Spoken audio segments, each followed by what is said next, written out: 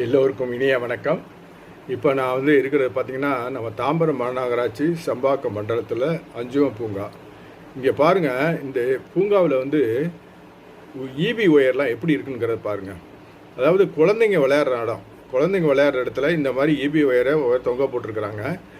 ஏதாவது ஒரு குழந்தைக்கு ஒரு ஆபத்து வந்துச்சுன்னா அதுக்கப்புறம் அந்த அதிகாரி மேல் நடவடிக்கை எடுக்கிறதுக்கு பதிலாக இப்போவே எடுக்கலாமே.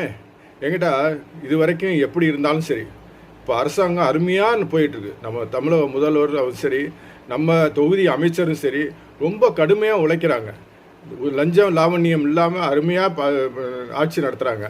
அப்போ அதிகாரிக துணை இருக்கணும். இப்போ 2 நாளைக்கு முன்னால் நியூஸ் பேப்பரில் கூட பார்த்தேன், அதிகாரிக மாறலை அப்படின்னு சொல்கிறாங்க.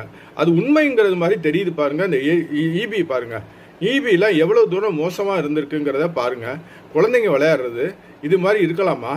இதே ஒரு 5-6 வருஷத்துக்கு முன்னால் திரு சாந்தகுமார் அவருங்க சம்பாக்கம் நகராட்சியில் சேர்மனாக இருந்தாங்க. அப்போ அவங்கள்ட்ட நான் சொன்னேன், இந்த மாதிரி பாருங்கள், இந்த மாதிரி இருக்குன்னு. நம்ப மாட்டீங்க, உடனே ஸ்பாட்டுக்கு வந்தாருங்க.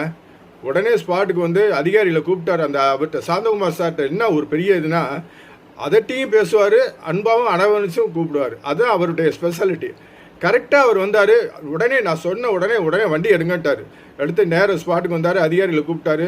இதே மாதிரி ஒயர் தொங்கிட்டு இருந்த ஒயரெல்லாம் இமிடியட்டாக போட்டு ரிமூவ் பண்ணிட்டார். ரிமூவ் பண்ணி அழகாக பியூட்டிஃபுல்லாக பண்ணி கொடுத்தாரு.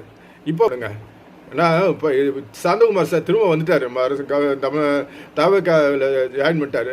நான் இப்போ எல்லாரும் எதிர்பார்க்குறாங்க, எங்கிட்ட மீண்டும் களப்பணி அவர் ஆற்றணும், அவருடைய பணி சிறக்கணும். அப்படின்னா நாங்கள் எல்லாரும் அவருக்கு பின்னால் ஒத்துழைப்பு கொடுக்கணும்.